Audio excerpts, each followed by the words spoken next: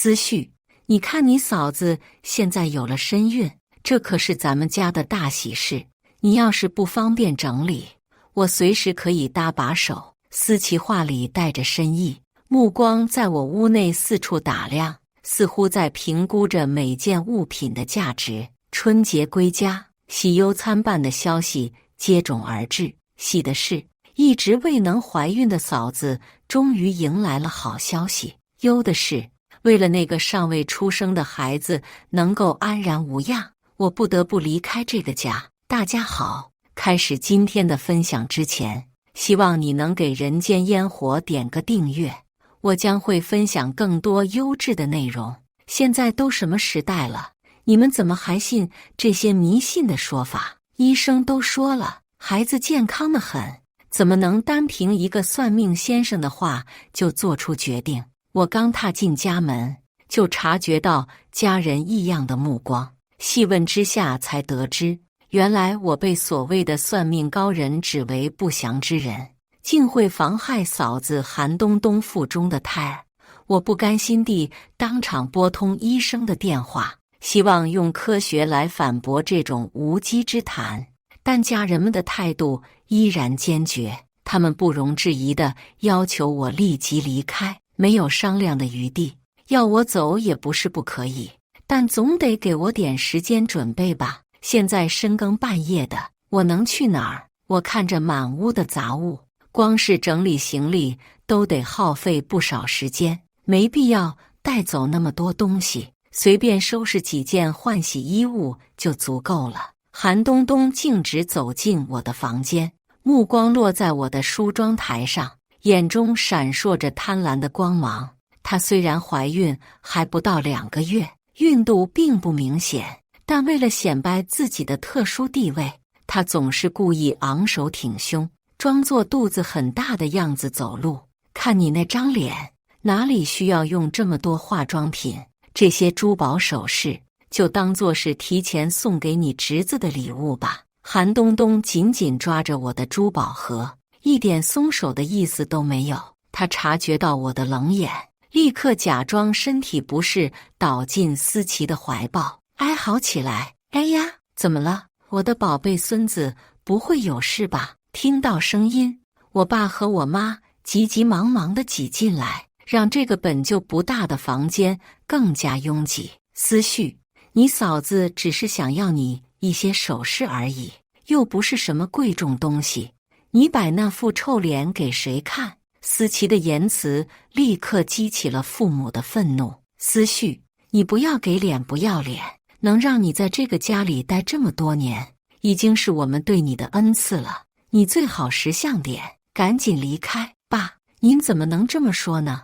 那个算命的说我会对侄子不利，那我肯定会搬出去，但这事也不急在一时半刻呀。现在这么晚了，我去哪里找搬家公司？我知道爸爸心脏不好，所以不敢跟他顶嘴，只能尽量顺着他，生怕他情绪激动导致病发。爸爸的脸色在听到我的话后稍显缓和，他指了指我凌乱的房间，这屋里的东西，你嫂子看上什么，你就不能带走。现在家里最重要的就是你嫂子。没错，妈妈也附和道。算命的说，你嫂子怀的是个男孩，那可是我们思家的宝贝金孙。你要是敢惹你嫂子不开心，我饶不了你。我努力用微笑掩盖内心的波涛汹涌。面对这样的局面，我知道硬碰硬不是办法，于是笑着回应：我怎么会和嫂子争呢？那些东西都不值钱，是批发来的劣质品，听说材料都是回收的金属，对孕妇可不好。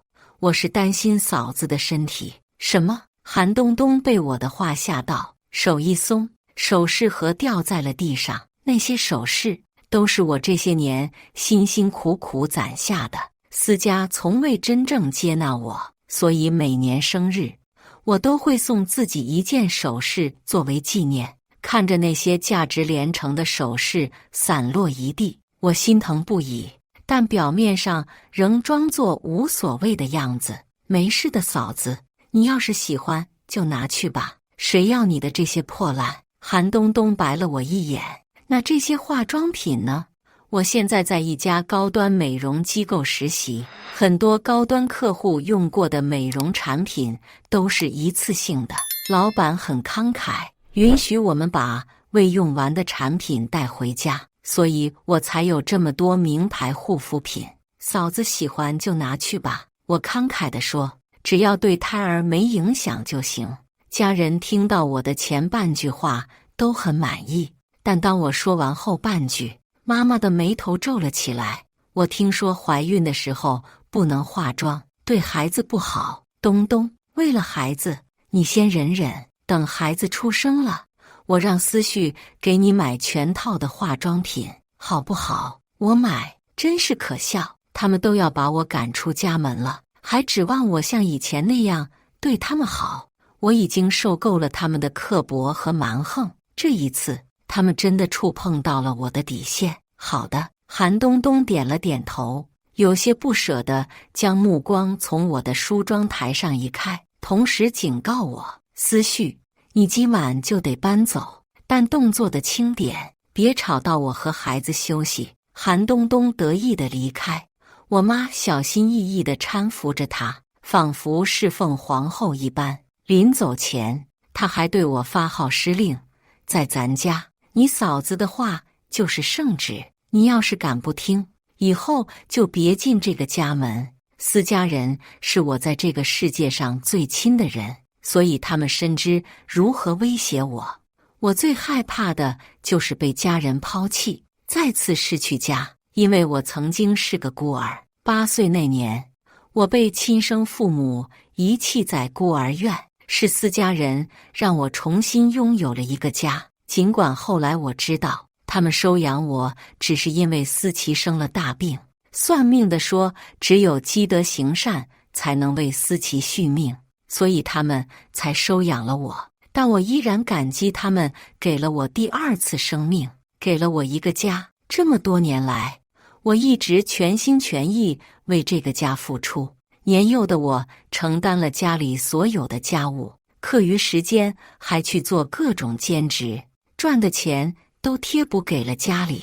现在大学即将毕业，我的同学们要么准备出国留学、考公考研，要么进入大公司积累经验。只有我选择了现在的实习工作，就因为这个工作离家近、轻松且薪水高，方便我照顾家人。每天我都会为家人准备1日3餐，无微不至地照顾他们。可我得到了什么呢？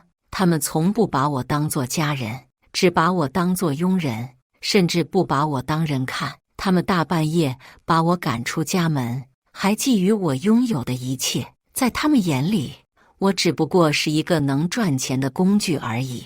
在思琪和爸爸的监视下，我收拾起值钱的东西，装进行李箱，又拿了几件换洗衣物。离开家门前，思琪叫住了我：“思绪，你把你的工资卡留下。”为什么？我反问他。我一个大学还没毕业，处在实习期的女孩子，工资卡上能有几个钱？现在我还要出去找房子住，把工资卡留给你们，我怎么活？我就不信你平时上班，客人不给你小费，你手上肯定有私房钱。思琪笃定地说道：“你把我当成什么了？出去卖的？我告诉你，我是在正规的美容机构上班，我们不允许收小费。你怎么和你哥说话呢？反了你了！”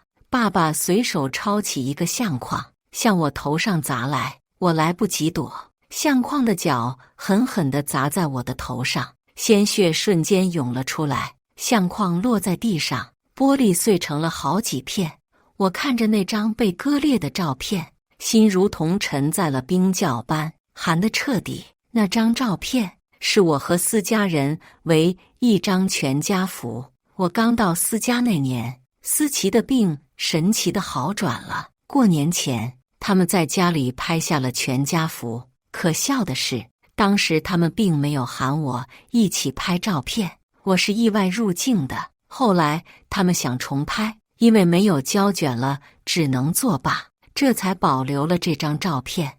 你们是不是约好照相馆拍全家福了？我问向思琪。是啊，你问这个干什么？没什么。后来他们选择到照相馆拍全家福，每一年都是如此。然而每一年他们都没有带上我，今年依旧是。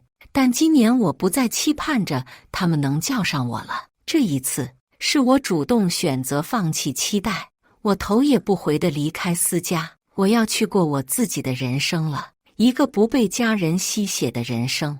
年前旅馆的价格高得离谱，我不想做这个冤大头，无家可归的我只好拖着行李箱去了公司。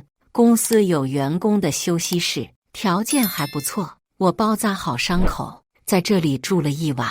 第二天一早，我正准备去和老板请假，出去找房子，就见他正对着一台仪器犯难。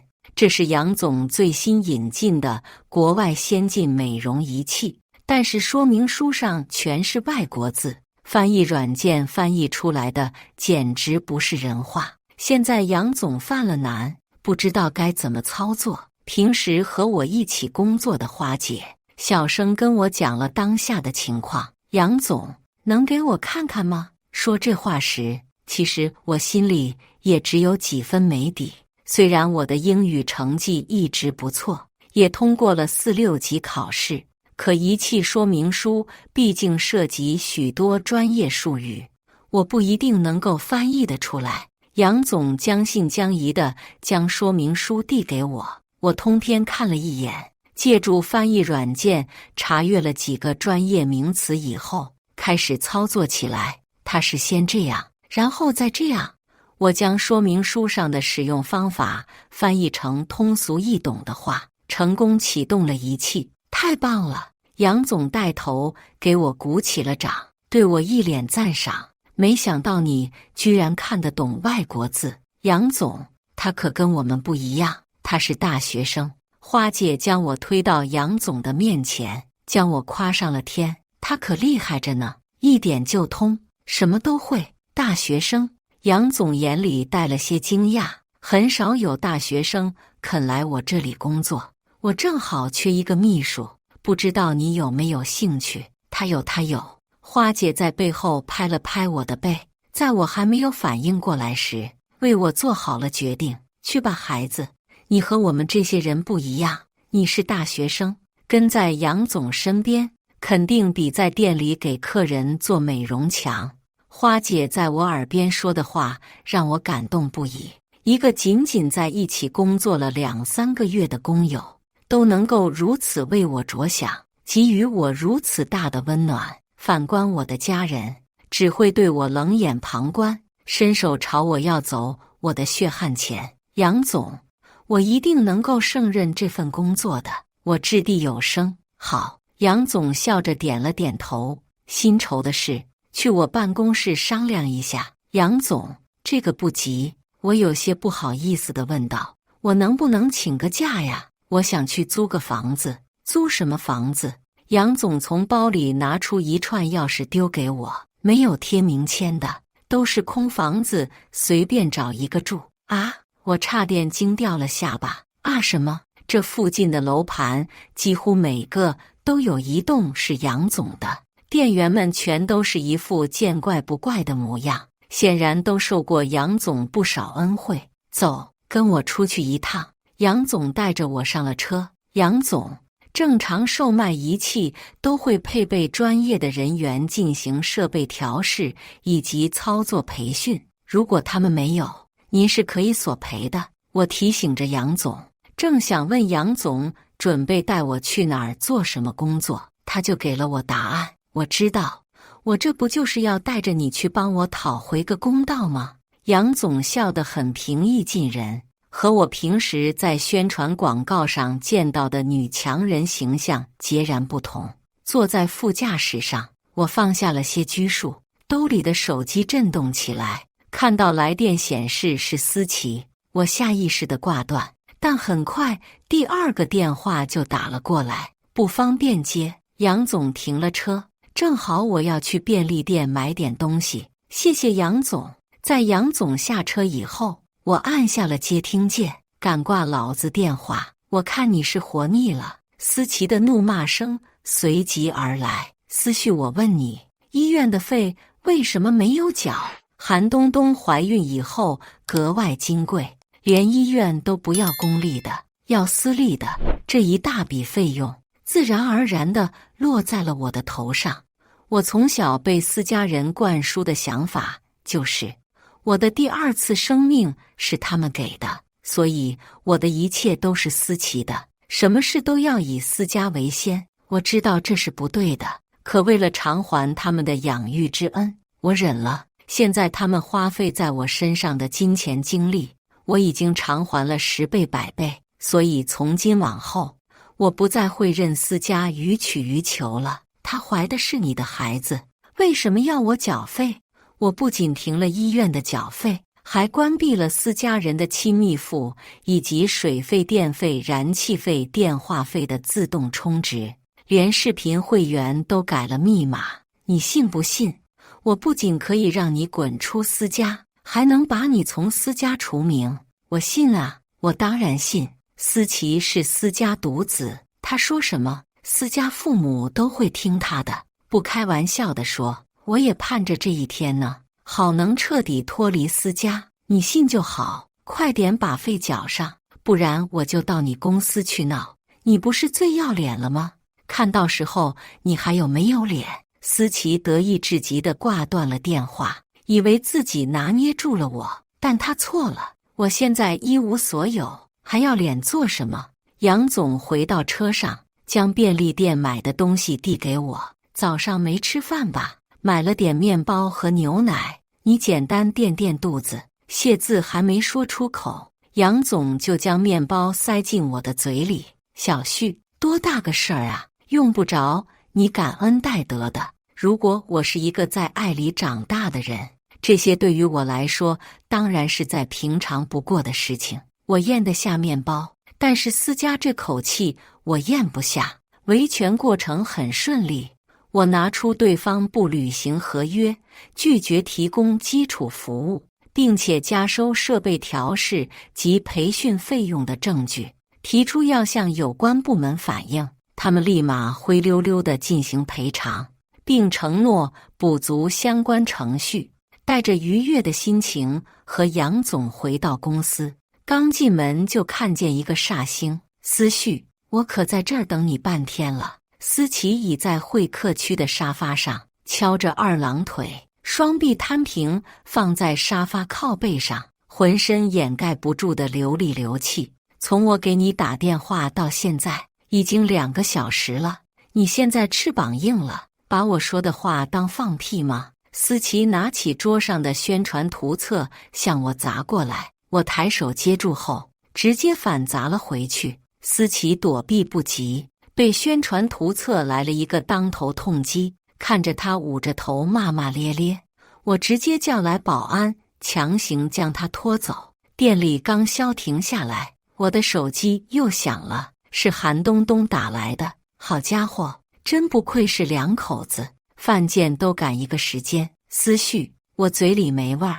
你去给我买点水果回来。韩东东跟使唤狗似的使我，嘴没味儿就去舔马桶，给我打什么电话？对完韩东东以后，我心情舒爽了不少，将韩东东拉黑，拿着房门钥匙和行李准备出发。在车上的时候，我将自己的情况简单和杨总讲了，他特意给我放了1周的假，还派了花姐帮我搬家。在杨总的众多套房子中，我独独看中了一套，倒不是因为这套的条件有多好，主要是地理位置足够优越，就在思家的隔壁。下午2点，思琪陪着韩东东去医院检查，思父在公园下棋，思母去超市排队抢购打折鸡蛋。这会儿家里正没人，我和花姐将房间内的全部物品打包好，直接平移到对面的新房，还将这家中所有我购买的能挪动的电器及物品也一并拿走。小旭，你别说，原本瞅着这屋挺窄的，东西一挪走，感觉宽敞了不少。花姐站在空荡荡的客厅说道，说话间几乎都有了回声。那可不是吗？这都快变成毛坯房了。思佳刚搬到这儿来的时候，除了一些基本的生活设施以外，什么都没有。是我靠着打工赚的钱，一点一点将这里添置成了一个家的样子。小旭，我也觉得你爸妈还有你哥嫂都挺可恨的，但咱们这么做真的可以吗？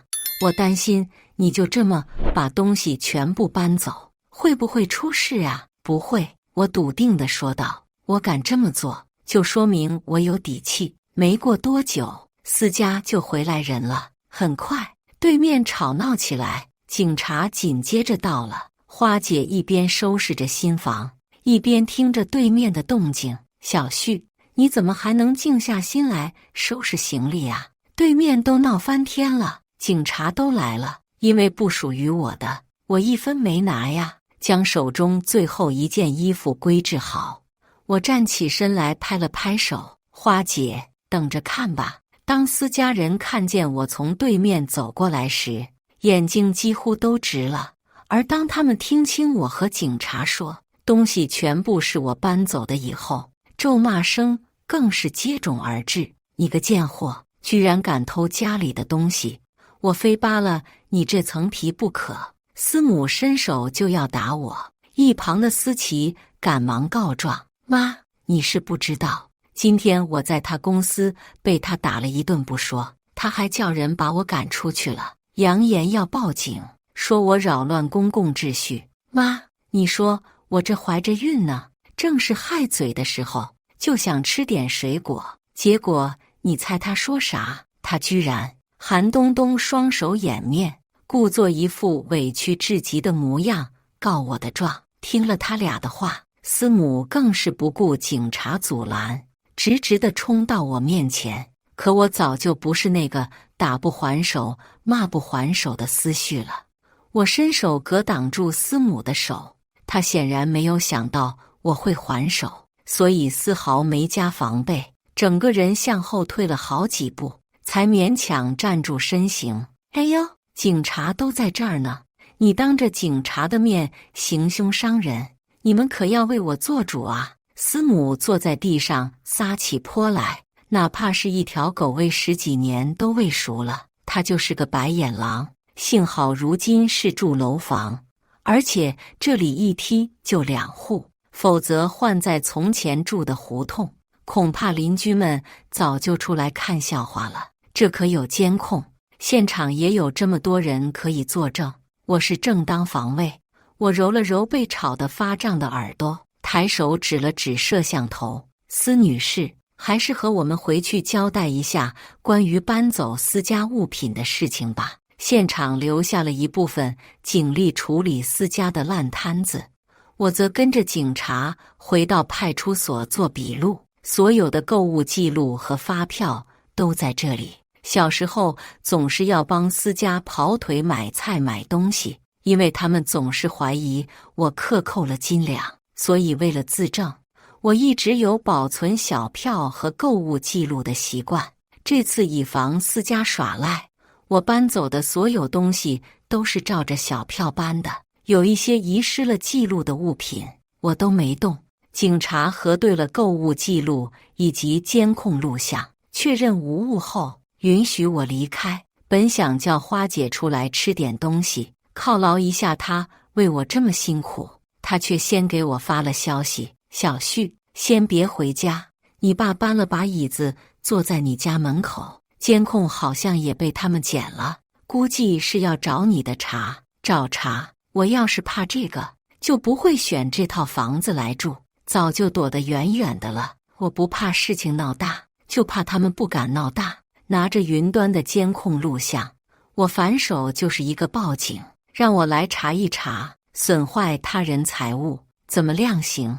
你个贱蹄子，还敢恶人先告状了！思佳与我撕破了脸，骂我的话一次比一次难听。思绪，我先前是给你脸，你既然不要，以后就别想进这个家门。思琪将一张纸拍到我的面前，我定睛一看，不正是我梦寐以求的解除收养关系的协议吗？上面还有思家人的签名和手印。哥哥，你说你要把我从户口除名，不会是来真的吧？我泪眼婆娑地看向思琪，是真的又怎么样？看到我这副表情，思琪立马得意起来。怕了吧？我早就说过，只要你肯乖乖地把赚的钱如数上交，我可以保留你思家人的身份。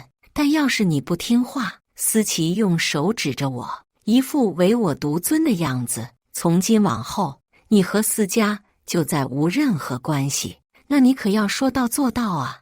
我眨去眼中因为困意泛出的泪花，打了一个大大的哈欠，从包中拿出了笔，下姓名，又用口红按了手印。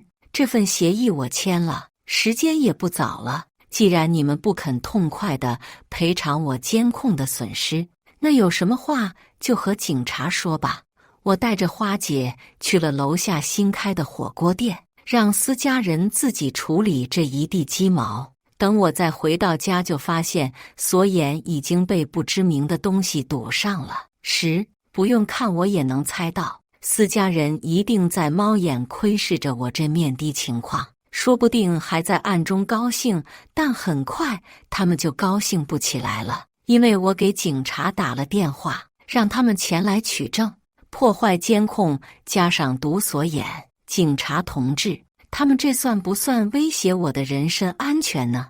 我一个独居女生，说实话挺害怕的。我渲然欲泣，是要给思家人一个教训，当然也要感谢思家老铁送来新的罪证。如果情况属实，我们一定会严肃处理。我看着思家的门，微微摇了摇头，还不够。故意毁坏私人财物，数额较小，情节较轻的，属于一般违法行为。按照治安管理处罚法的规定，顶多处5日以上10日以下拘留，但要是故意毁坏3次以上，就可以立案追诉了。在取证结束以后，我给之前订购的智能门锁的商家打了电话，让他们现在上门安装。第二天，果不其然，我的门锁被砸了。门锁上的安全监控系统详细记录了破坏者的面容，并为我自动报警。在警察准备带走思琪的时候，思家人拼命阻拦，死不承认是思琪动的手脚。一旁的韩东东哎呦哎呦地叫了起来，试图激起警察的同情心。别妨碍人家秉公执法呀，韩女士。我已在门口欣赏着这出好戏，不然告你妨碍公务。思绪你故意的吧？韩东东死死地瞪着我，大概是因为情绪激动，身形有些不稳。司母赶紧扶住了他，护住了他肚子里的金孙。司府见状，冲上来狠狠地踹了我一脚。当着警察的面，我没躲，硬生生挨了这一脚。倒地以后，我对警察说道：“我要验伤。”司府这一脚不轻。各种鉴定流程走完以后，我的腿和倒地以后到的胳膊时还是轻的，因为伤势不重，涉案金额也不大。警察询问我是否需要私了，我果断拒绝了。只有公了才能让思家骄傲的儿子背上案底，让他们视如珍宝的大孙子也跟着受牵连，这样他们才会害怕，让我能够有机会提条件，拿回属于我的利益。不行啊妈，这要是真判了刑，韩东东摸着肚子，他多少懂一点法，肯定会影响孩子的。你放心，我去跟思绪说。司母安抚着韩东东，你现在什么都不用想，安心养胎才是最重要的。我养了思绪这么多年，这份恩情他这辈子都还不完。我看着监控里司母的嘴脸，恶心至极。当初考虑司父和司母已经年迈，所以在客厅安装了监控，他们大概早就忘了这件事情，也忘了我有查看监控的权限。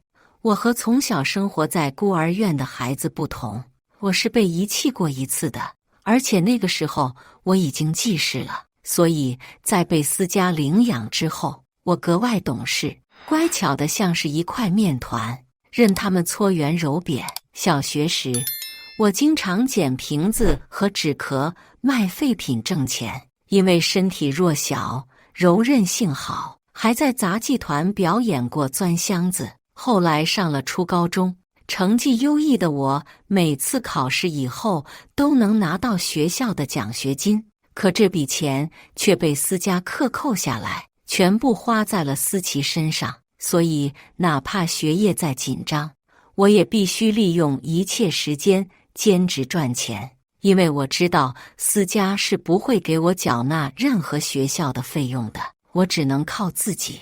考上大学以后更不用说，我不仅要养活自己，还要定期给家里打钱。思父思母美其名曰，他们岁数大了，没有工作能力，到了我报答养育之恩的时候了。可他们明明有退休金，那笔钱也足够养活他们自己了。我给的钱全被他们贴补给了思琪。说到底，我不是私家的亲生女儿，只是一个可以任由他们压榨的冤大头。从小到大，我一直受到他们的冷落和忽视。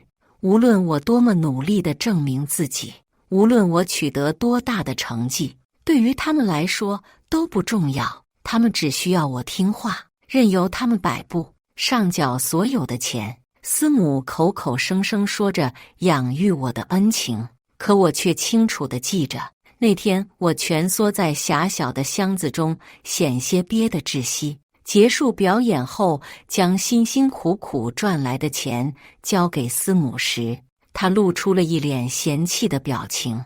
这钱怎么这么脏，而且就这么点，真是白养你了。小琪，你拿去买零食吃吧。思母随手就将钱给了肚皮撑得圆滚滚的思琪，看都没看饥肠辘辘、满脸汗水的我一眼。思琪可以拿着我赚的钱去买零食，可那天的饭桌上甚至没有留我的晚餐，所以思母是怎么有脸说她对我有养育之恩的？我从小经常是饥一顿饱一顿，偶尔思琪和朋友在外面玩，不回家吃饭时，我才能够捞到一顿吃剩菜的机会。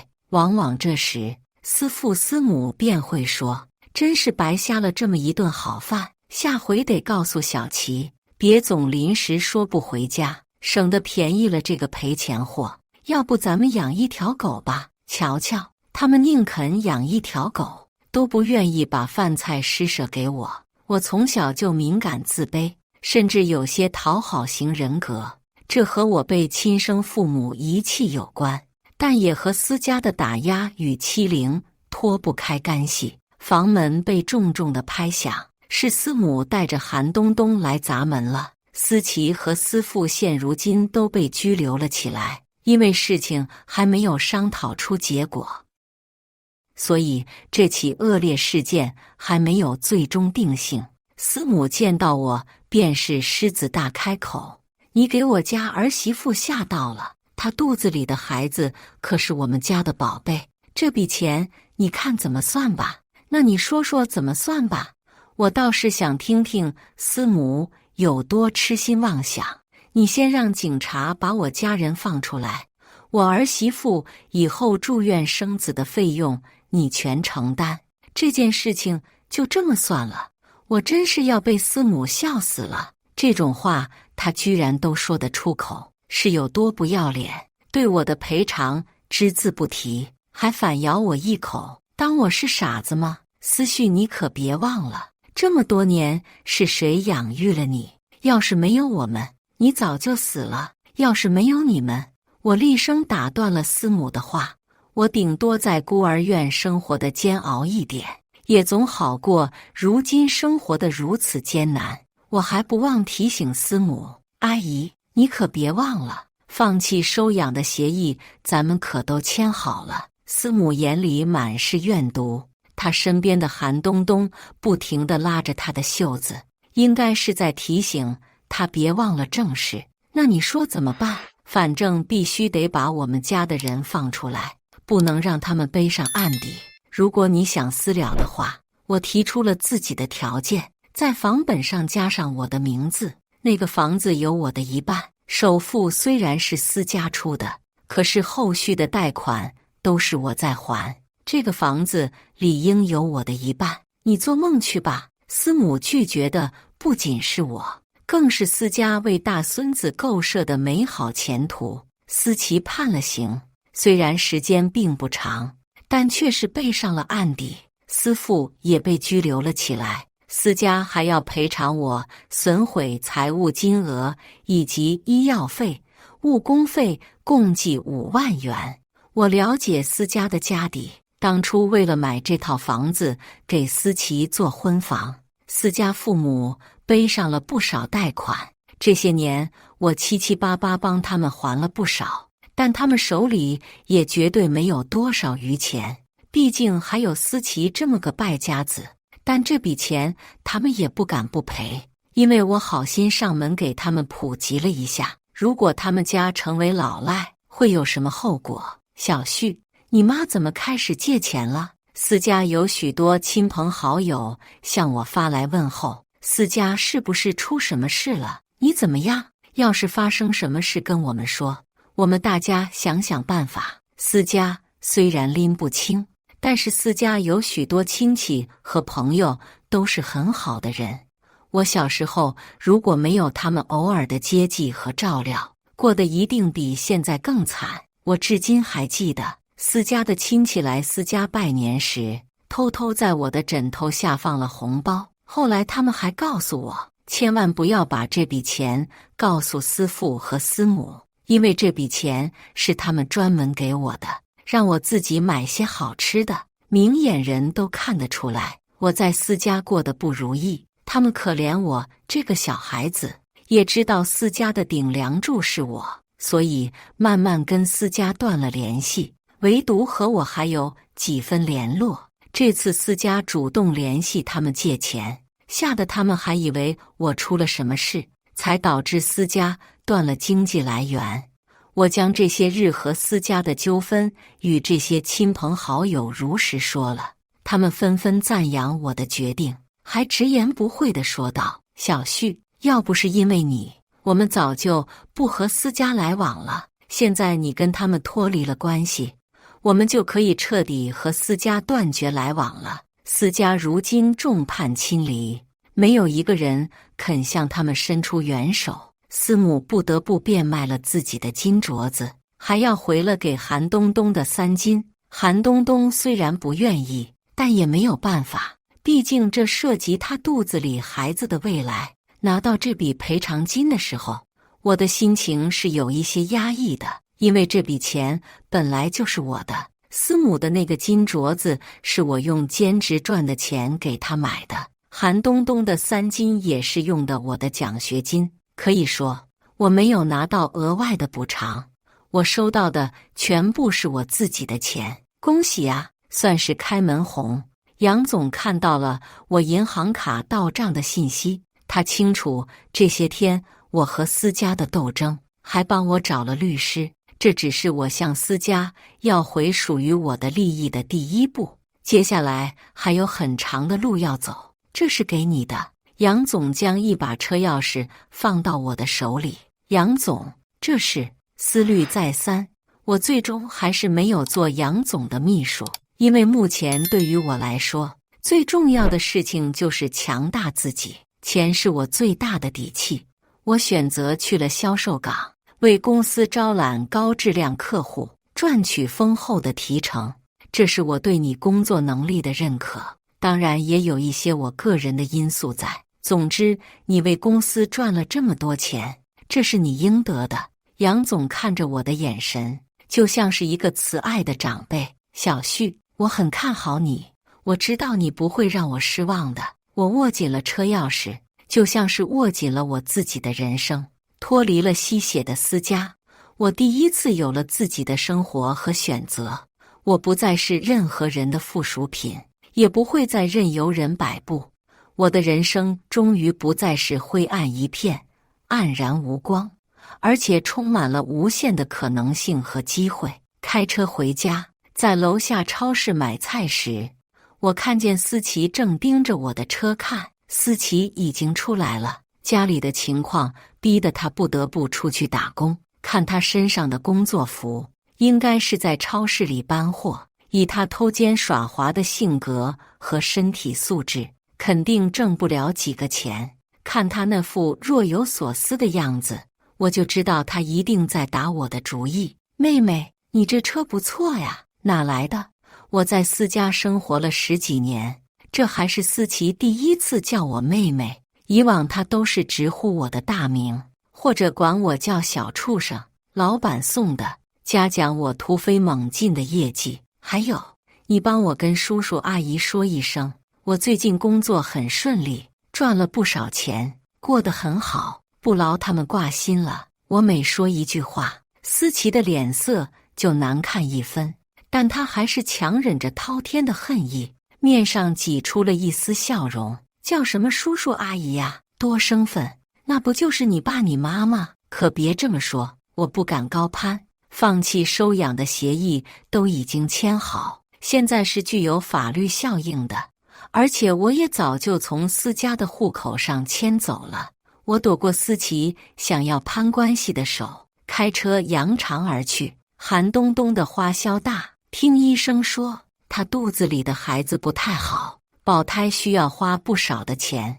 没了我这棵摇钱树，思父和思母的退休金根本支撑不起这么一大家子人的开销，连长久不工作的思琪都被逼得出来工作了。难怪他肯放下架子讨好我，谁不想过饭来张口衣来伸手的好日子呢？思家人估计现在悔得肠子都青了。我回到家时，思父和思母正跪在我的门前。干什么？当门神呢？我可不要你们这样的丧门星，晦气！我看着2个现在低眉顺眼的老人，心里不禁唏嘘。早知如此，何必当初？是你们说我是天煞孤星，要将我逐出家门的，现在弄这一套干什么？当我是圣母，可以无条件原谅你们。妈，杨总教过我，做人必须心狠，优柔寡断，成不了大气候。这一点我学得很好。女儿，我们实在是没有办法了，你一定要帮帮我们。听着思母的哭诉，我才知道，原来他们为了保寒冬冬的胎，不得已去借了贷款。没想到那是高利贷，现在利息越滚越多，他们已经偿还不起了。别叫我女儿，听着就那么恶心。我脸上是毫不掩饰的嫌恶，还不起钱就去变卖个人财产，别在这膈应我。思绪，你别忘了我们养了你10几年，这些年的养育之恩加起来，你自己算算得给我们多少钱？别逼我们闹上法庭。思府站起来，指着我的鼻子大骂道：闹上法庭？好啊，我求之不得呢。我抱着手臂笑了起来，我倒要看看法官会怎么判。收养了孤儿却不履行义务，只知道虐待我的养父母，你们之前身上背的案底还不够多吗？要不要我再送你们去尝尝吃牢饭的滋味？思父和思母不敢再说话了，因为他们知道我说得出就做得到。思家的房子很快就挂了出售，在我的宣扬之下，所有人都知道思家人品性恶劣，还欠了高利贷，大家都怀疑这房子风水不好，没有人肯买这么晦气的房子。无奈思家只能将房价一降再降，降到了我终于觉得合适的价格，于是托人帮我以极低的价格签了合同。过户以后，当思家人知道是我买下了房子，气得眼睛都直了。可他们没有办法，因为高利贷已经逼着他们一家人求生不得，求死不能。不久后，城市规划，房子附近建设了学校、商场、医院，房价水涨船高。我将房子转手一卖，轻轻松松赚了7位数，思家就没有那么好运了。他们用卖房的钱好不容易填上了高利贷的笼，一家4口只能蜗居在租来的小房子里。韩东东没钱再做检查，也去不起私立医院，最后只在公立医院生下了孩子。孩子是男孩不假，思父和思母终于实现了抱大孙子的愿望，可孩子却是个无脑。听说是因为思母迷信，弄了几个转运石放在家里，却不知那石头带着辐射。一系列的变故压垮了思家。思琪在开货车时因为疲劳驾驶滚下山崖丧命，思父和思母承受不了打击，服药自尽。一家人只剩下韩东东和他的儿子，没了经济来源，娘家也不愿意管他娘俩这么个累赘，每天还要面对那样的儿子。韩东东的精神已经不太正常了，在那个孩子因为病症去世以后，韩东东彻底疯了，被送进了精神病院。反观脱离了思家的我，事业顺风顺水，银行卡的存款数额也是一涨再涨，生活的要多如意有多如意。杨总名下的产业众多，他成立了商业集团，我作为他最信任的人，毕业以后一直在他身边摸爬滚打，从底层一步一步做起，很快便担任了营销总监一职。我还记得当初我被带到思家的时候，重病的思琪慢慢好转，就有人跟思父思母说过，让他们一定好好善待我，因为我是一颗福星，为思家带来了好运。可他们不信，不仅虐待我，还要将我逐出家门，最终落得如此恶果。